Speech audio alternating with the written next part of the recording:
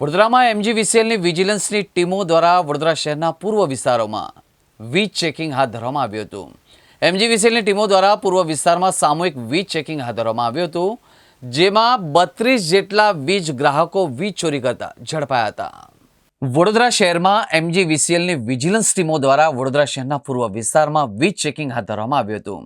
એમજીવીસીએલની ટીમો દ્વારા પૂર્વ વિસ્તારમાં સામૂહિક વીજ ચેકિંગ હાથ ધરવામાં આવ્યું, જેમાં 32 જેટલા વીજ ગ્રાહકો વીજ ચોરી કરતા ઝડપાયા હતા। એમજીવીસીએલની વિજિલન્સની ટીમો દ્વારા રોજબરોજ વીજ ચેકિંગ હાથ ધરવામાં આવી રહ્યું છે, જે અંતર્ગત આજે વડોદરા શહેરના પૂર્વ વિસ્તાર એટલે કે હાથીખાના, ભદ્ર કચેરી, યાકુતપુરા, બહામનપુરા સહિતના વિસ્તારોમાં વીજ ચોરીનું ચેકિંગ હાથ ધરવામાં આવ્યું હતું।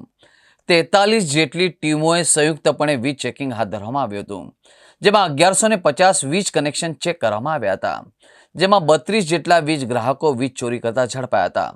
અંદાજે ₹23 લાખ વીજ ચોરી ઝડપાઈ છે।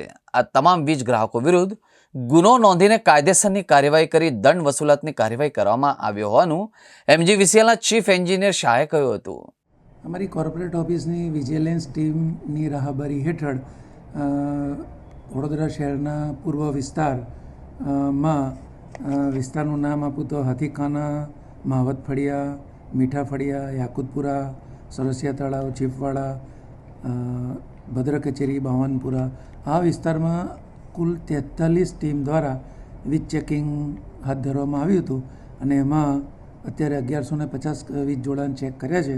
તે પૈકી 32 વીજ જોડાણોમાં વીજ ચોરી અને ગેરરીતિ પકડાઈ છે અને તેનું દંડનીય રકમ લગભગ 23 લાખ જેવું થાય છે। સાહેબ, આ કાર્યવાહી હવે ચાલુ રહેશે કે સ્પેશિયલ ડ્રાઈવ હતી?